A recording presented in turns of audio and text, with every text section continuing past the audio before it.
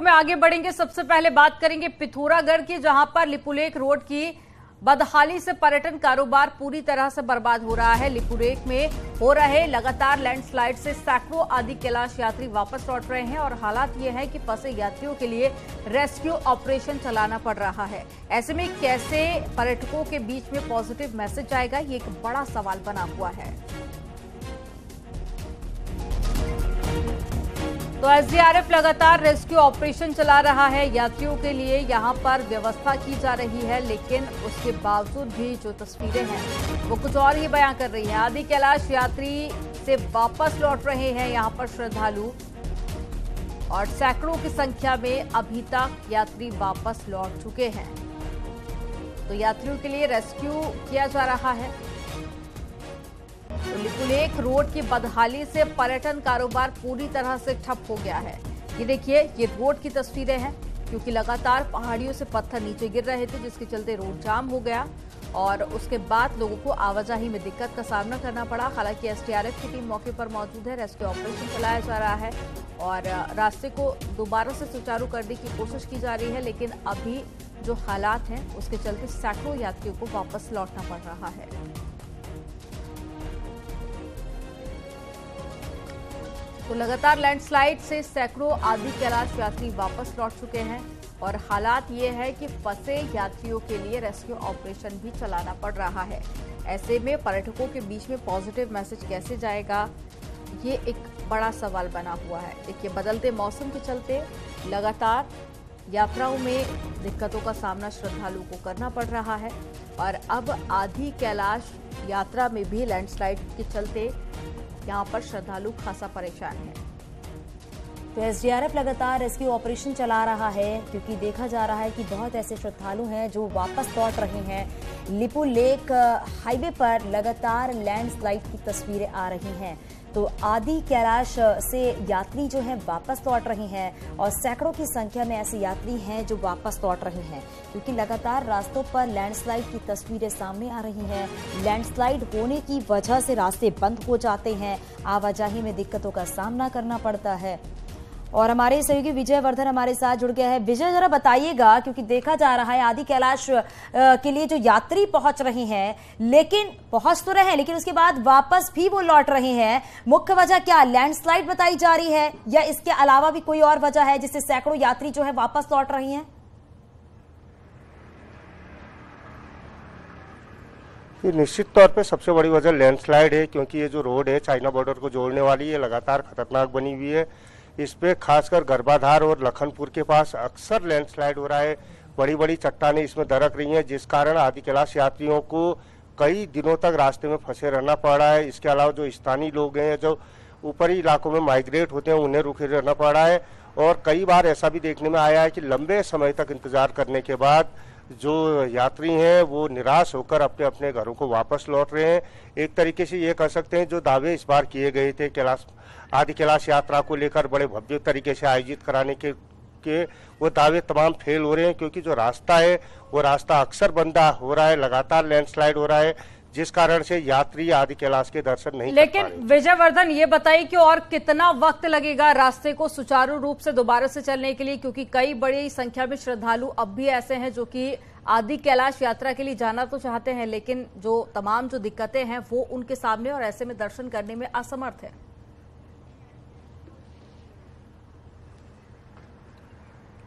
देखिए, ये कह पाना बड़ा मुश्किल है कि कितना समय रास्ते को खुलने में लगे। अभी भी जो रोड है खासकर लखनपुर के पास पिछले 5 दिनों से बंद है। बीआरओ हालांकि खोलने की कोशिशों में लगा हुआ है, लेकिन अभी भी नहीं लगता कि आने वाले 3-4 दिन तक वो रास्ता खुल पाएगा, क्योंकि वो पहाड़ी काफ़ी संवेदनशील है। एकदम खड़ी पहाड़ियाँ उस इलाके में है, जिस कारण से कभी भी लैंडस्लाइड हो जा रहा, कभी भी वहाँ पर रोड बंद हो जा रही। तो ये कह पाना कि रोड कब खुलेगी और यात्रा कैसे सुचारू होगी, ये बड़ा कठिन काम है। लेकिन जिस तरीके से स्थिति इस बार आई है, खासकर 5 मई से ये यात्रा शुरू हुई थी, तभी से ये दिक्कतें बनी हुई है और लगता नहीं है कि इस बार यात्रा बहुत सही तरीके से यहाँ पर आयोजित हो पाएगी। जी विजय, क्योंकि चारधाम की यात्रा शुरू हो चुकी है, इससे पहले प्रशासन बड़े बड़े दावे करता है कि सारी व्यवस्थाएं पूरी कर ली गई हैं, लेकिन हालात जो हैं उससे समझा जा सकता है कि कहीं ना कहीं कुछ कमी है, जिससे कि चारधाम यात्री जो है वो काफी परेशान हो रहे हैं। शुक्रिया इस पूरी जानकारी के लिए।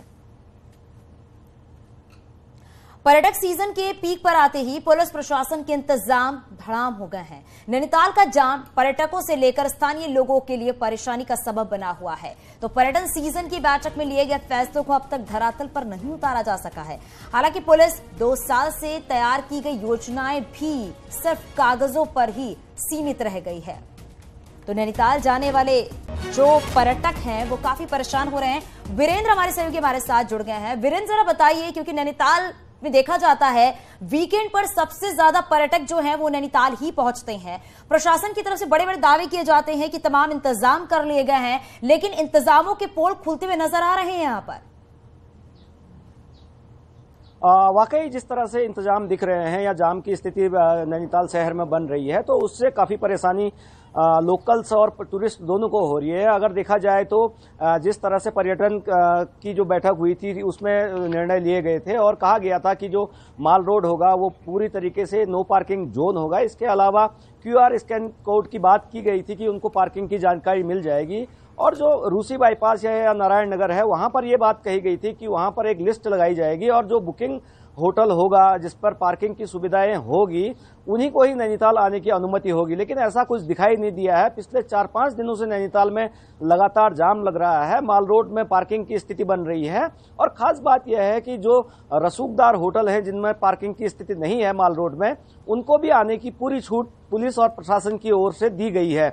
हालात ये है कि नैनीताल का चाहे क्योंकि ये सवाल यहाँ पर बनता है क्योंकि जाम की स्थिति आज की नहीं है नैनीताल में, ये काफी लंबे समय से जाम की स्थिति देखने को मिल रही है। लेकिन प्रशासन बार बार कहता है कि वो जाम की स्थिति से निपटने के लिए व्यवस्था कर चुका है, लेकिन व्यवस्थाएं हैं कहां पर आखिरकार?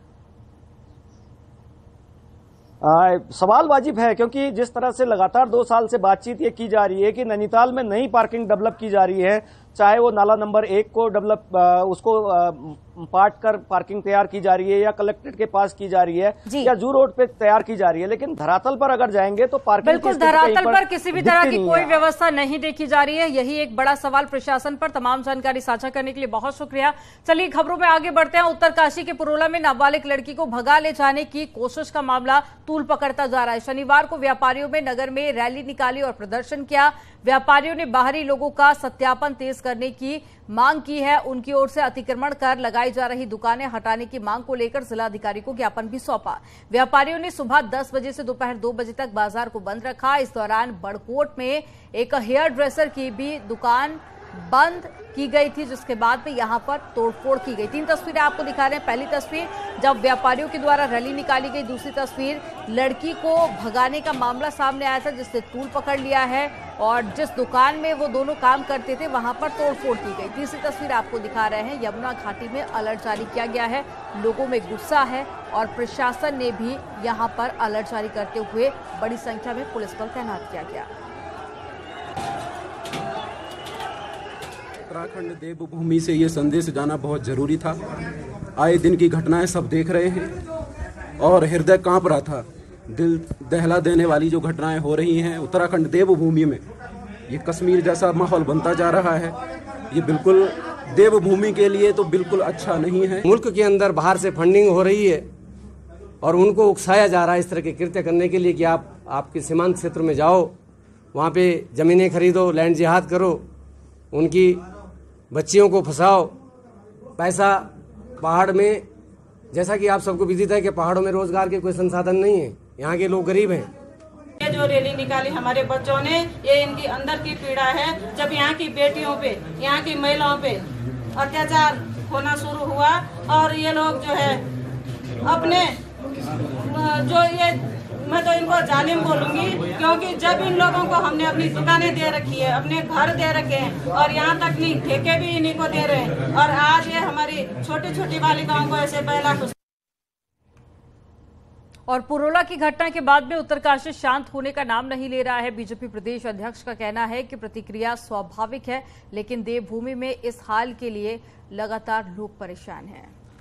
वहीं देखा जा रहा है कि इस हाल के लिए अवैध बस्तियां बसाने वाली कांग्रेस जिम्मेदार है। वहीं कांग्रेस से सवाल पूछा कि जोशीमठ के लिए बीजेपी ने क्या किया। आप इस रिपोर्ट को देखिए।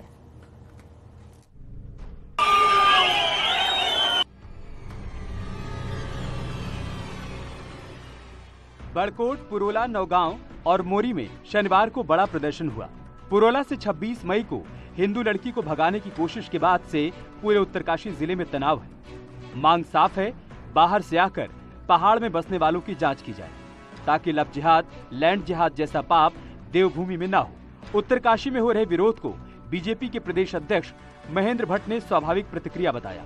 साथ ही कहा कि इस हाल के लिए कांग्रेस जिम्मेदार है और कांग्रेस ने गलतियां ना की होती तो देवभूमि में कड़े धर्मांतरण कानून, समान नागरिक संहिता, अवैध मजार हटाने जैसे कदम उठाने की जरूरत ही नहीं पड़ती।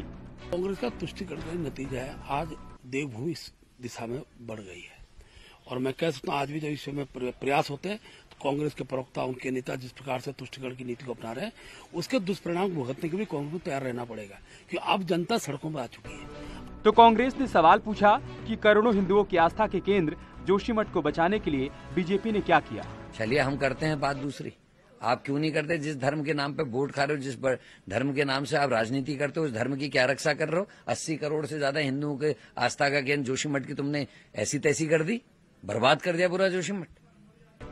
पुरोला की घटना के बाद से पूरे उत्तरकाशी में माहौल बदला हुआ है। रेहड़ी, फेरी और ठेली वालों के खिलाफ लोकल लोगों का गुस्सा 7वें आसमान पर है।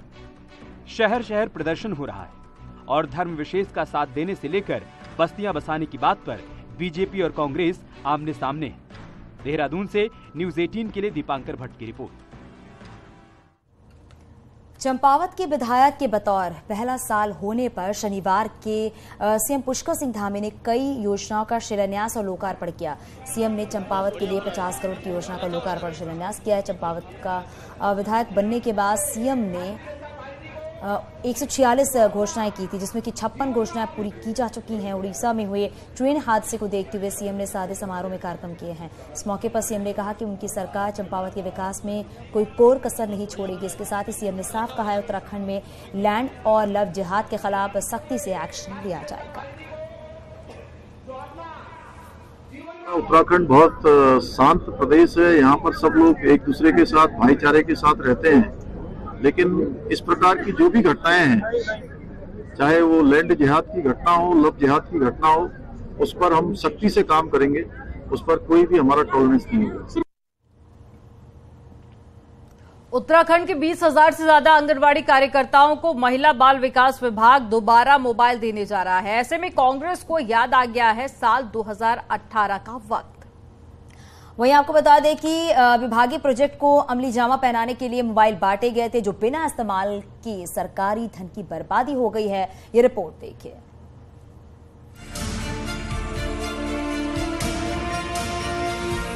आंगनबाड़ी कार्यकर्ताओं को मोबाइल देने का फैसला कांग्रेस को रास नहीं आ रहा। दरअसल महिला बाल विकास विभाग ने विभागीय प्रोजेक्ट के डाटा अपडेट से लेकर आंगनबाड़ी कार्यकर्ताओं की सुविधाओं के लिए 10,000 रुपए की लागत वाला स्मार्टफोन बांटा था, तो ज्यादा स्पेस न होने के चलते कई बार हैंग होता था।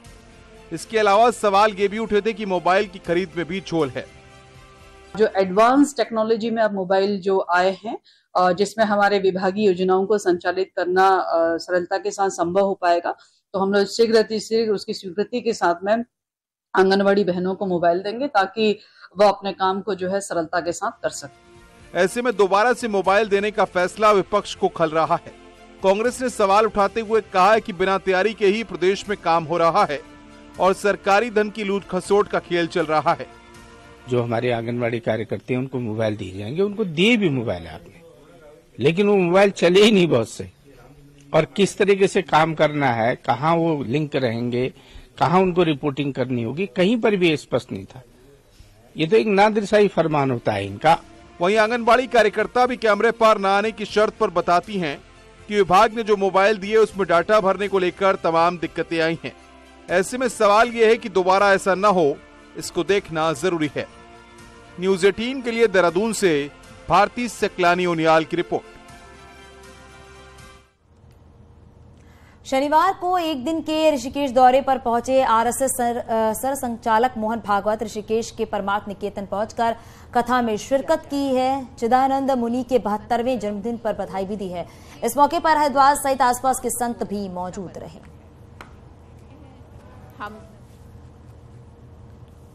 लच्छीवाला के पास टोल प्लाजा के पास में टोल कर्मी और स्थानीय लोग की झड़प हो गई, जिसमें पुलिस ने दोनों पक्षों पर मुकदमा दर्ज कर लिया। बताया जा रहा है कि टोल न देने को लेकर दोनों पक्षों में झड़प हुई थी। एफआईआर में मारपीट और लूट का आरोप भी दोनों पक्षों की तरफ से लगाया गया। वहीं स्थानीय लोगों में कुछ ऐसे भी रहे जो कि बीजेपी के कार्यकर्ता थे। बताया तो ये भी जा रहा है कि किसान यूनियन के कार्यकर्ता होने की बात कही गई। हालांकि पुलिस ने दोनों पक्षों की ओर से मामला दर्ज कर लिया है और आगे की जांच जारी है। और अक्सर लच्छीवाला टोल प्लाजा मारपीट की घटनाओं को लेकर सुर्खियों में बना रहता है।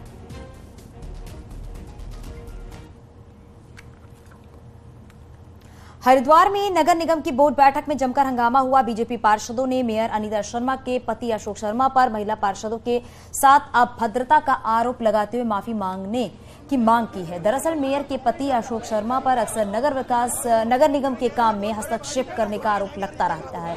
देवपुरा के टाउन हॉल में चल रही बोर्ड बैठक के दौरान अशोक शर्मा सफाई व्यवस्था के लिए जारी किए गए टेंडरों का विरोध करने लगे हैं। इस पर बीजेपी पार्षद भड़क गए और मेयर के खिलाफ जमकर नारेबाजी करने लगे। नालों की सफाई के टेंडर उनकी पत्नी ने और नगर निगम ने किए हैं। मेयर पति यहाँ पे आके अपने कपड़े उतार के बैठ गए और उनके नालों की सफाई का विरोध करने पे उतारू हो गए। शर्मा जी 4 साल पहले नालों में उतरते थे। बीच में पिछले साल जब इलेक्शन थे तो वो लड्डू बांट रहे थे और दूध पिला रहे थे कि परिवर्तन परिवर्तन परिवर्तन होने जा रहा है। अब वो परिवर्तन भी समाप्त हो गया।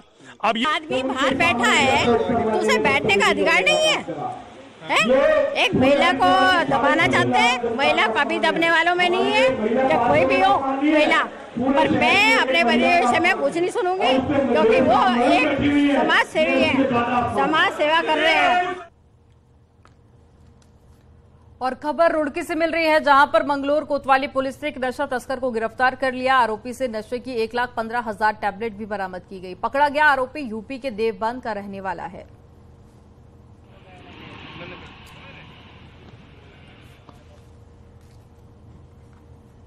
देहरादून में गैंगस्टर अतीक अहमद के सरकारी जमीन पर बनाए गए अवैध घर पर बुलडोजर चलाकर उसे ढहा दिया गया है। बताते चलें आपको, पिछले साल ही तूतोवाला पटेल नगर देहरादून के रहने वाले अतीक अहमद के खिलाफ गैंगस्टर एक्ट में मुकदमा दर्ज हुआ था। अतीक के खिलाफ जमीनी धोखाधड़ी के कई मुकदमे भी दर्ज हुए थे। अतीक अहमद के फरार होने के बाद 25,000 का इनाम भी घोषित किया गया था। वसंत विहार पुलिस को पता चला कि झांझरा में किराए का मकान लेकर अतीक अहमद रह रहा है, जहां से पुलिस ने दबिश देकर 5 मई को गिरफ्तारी की थी। और इसके बाद जानकारी मिली थी अतीक अहमद ने अवैध तरीके से सरकारी जमीन पर मकान बनवाया हुआ है। मेवाला में के रहने वाले हैं। इनके विरुद्ध भूमि हड़पने और के साथ साथ जो है आपराधिक जो आर्थिक अपराध से संबंधित बहुत सारे अभियोग पूर्व में जनपद लेवल पर पंजीकृत हैं। और ऐसे आर्थिक अपराध करने वाले अपराधियों के विरुद्ध गैंगस्टर एक्ट के तहत कार्रवाई करने का अभियान चलाया गया था।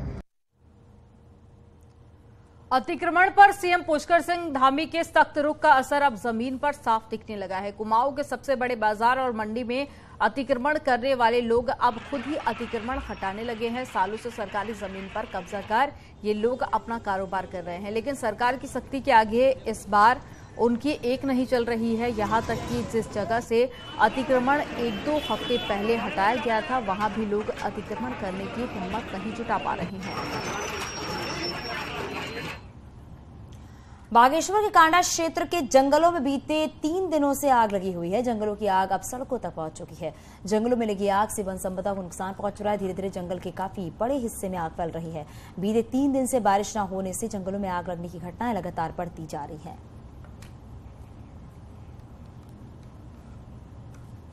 और विश्व प्रसिद्ध तीर्थ धाम भगवान केदारनाथ की यात्रा पर आ रहे श्रद्धालुओं को पिछले वर्ष की अपेक्षा इस बार मौसम की ज्यादा मार झेलनी पड़ रही है। इस बार का अंदाजा इसी बात से लगाया जा सकता है कि पैदल मार्ग पर कई जगहों पर ग्लेशियर जस के तस है और अभी तक बर्फ जमी हुई है। ऐसे में श्रद्धालुओं की सुरक्षा के लिए DDRF की टीमें लगी हैं, जो बर्फ हटाने का काम कर रही है। देहरादून के राजाजी टाइगर रिजर्व से खबर मिल रही है, जहां पर गुलदार और बाघ के बीच संघर्ष में गुलदार मारा गया है। उसका शावक भी पार्क प्रशासन ने पोस्टमार्टम कराया है। आपको बता दें, मृतक गुलदारों के अंग जो है वो सुरक्षित पाए गए हैं।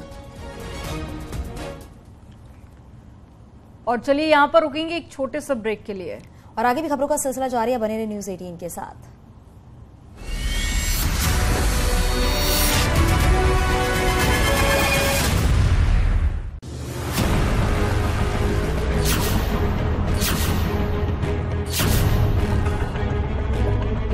राहुल गांधी जब भी विदेश जाते हैं पीएम का या देश का अपमान करते हैं।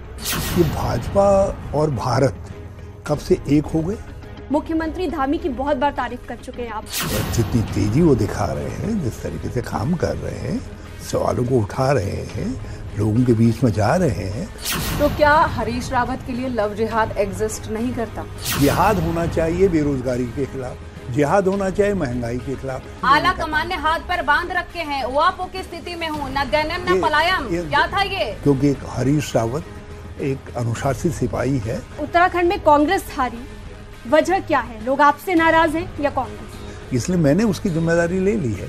जुमे को छुट्टी अनाउंस की थी जब मुस्लिम यूनिवर्सिटी की बात हुई थी। देवी मेरी आपसे एक प्रार्थना है, एक जगह भी छुट्टी हुई है, हरीश रावत माफी मांगेगा और राजनीति छोड़ देगा। बहुत जोर बाकी है इन बाजुओं में, सत्ता आए कांग्रेस तक, उसके लिए बाजू कमजोर होने वाले नहीं।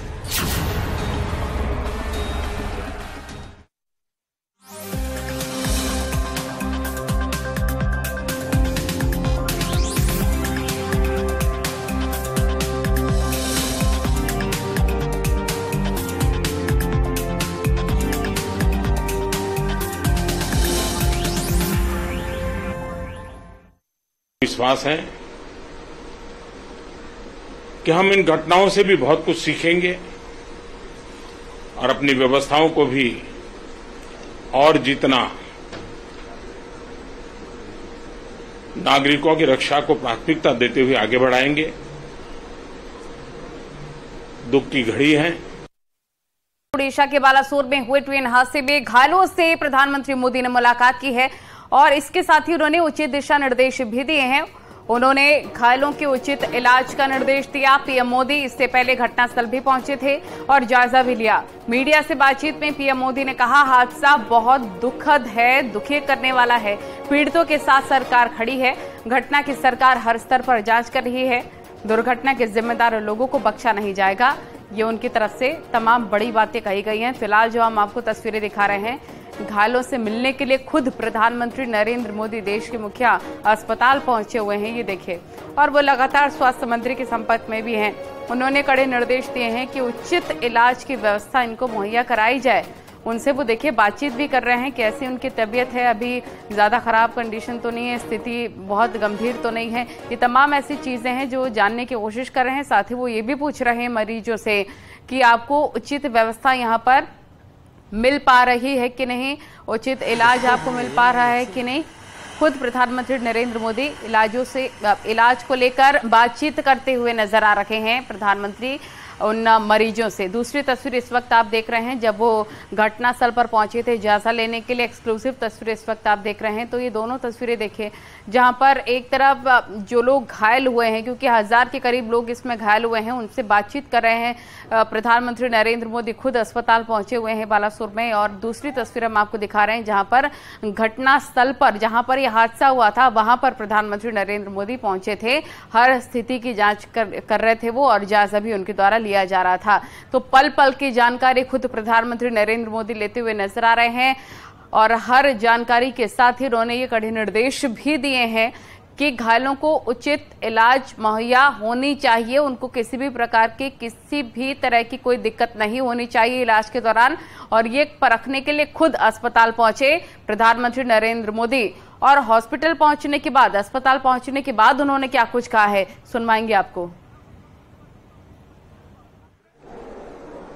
ये बहुत बड़ा दर्दनाक और वेदना से भी परे मन को विचलित करने वाला परिवारजनों इंजरी, उनके लिए भी सरकार उनके उत्तम स्वास्थ्य के लिए कोई कोर कसर नहीं छोड़ेगी। जो परिजन हमने खोए हैं वो तो वापस नहीं ले पाएंगे, लेकिन सरकार उनके दुख में, उनके परिजनों के दुख में उनके साथ है। सरकार के लिए ये घटना अत्यंत गंभीर है। हर प्रकार की जांच के निर्देश दिए गए हैं और जो भी दोषी पाया जाएगा उसको सख्त से सख्त सजा हो, उसे बख्शा नहीं जाएगा।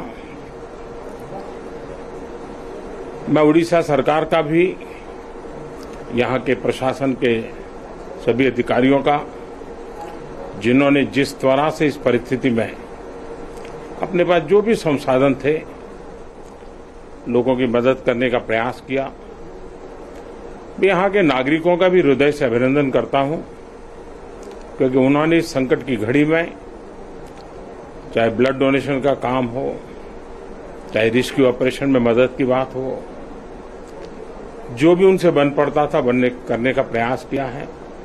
खास करके इस क्षेत्र के युवकों ने रात भर मेहनत की है। मैं इस क्षेत्र के नागरिकों का भी आदरपूर्वक नमन करता हूं कि उनके सहयोग के कारण ऑपरेशन को तेज गति से आगे बढ़ा पाए। रेलवे ने अपनी पूरी शक्ति, पूरी व्यवस्थाएं रेस्क्यू ऑपरेशन में आगे रिलीफ के लिए और जल्द से जल्द ट्रैक रिस्टोर हो, यातायात का काम तेज गति से फिर से आए, इन तीनों दृष्टि से सुविचारित रूप से प्रयास आगे बढ़ाया है। लेकिन एक दुख की घड़ी में मैं आज स्थान पर जाकर के सारी चीजों को देख करके आया हूं। अस्पताल में भी जो घायल नागरिक थे उनसे मैंने बात की है। मेरे पास शब्द नहीं है इस वेदना को प्रकट करने के लिए, लेकिन परमात्मा हम सबको शक्ति दे कि हम जल्द से जल्द इस दुख की घड़ी से निकले। मुझे पूरा विश्वास है कि हम इन घटनाओं से भी बहुत कुछ सीखेंगे और अपनी व्यवस्थाओं को भी और जितना नागरिकों की रक्षा को प्राथमिकता देते हुए आगे बढ़ाएंगे। दुख की घड़ी है। आप देख रहे हैं न्यूज़ 18 उत्तर प्रदेश उत्तराखंड। इस न्यूज हेडलाइंस के प्रायोजक Shri Guru Ram Rai university Dehradun, quest for excellence.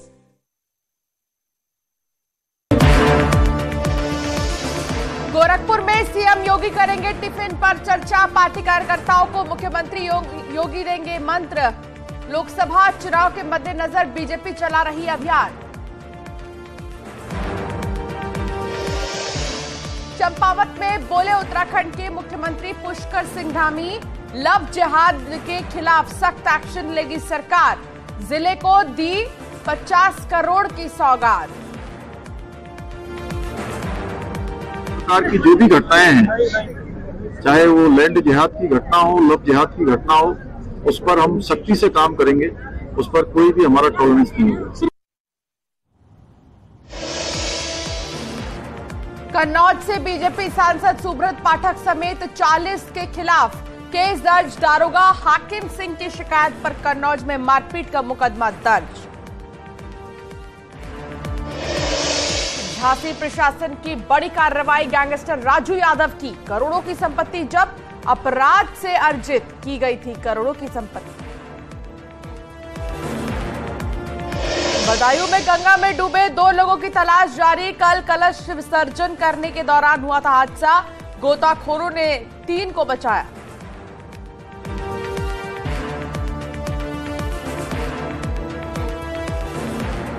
Headlines के प्रायोजक Shri Guru Ram Rai university Dehradun, quest for excellence.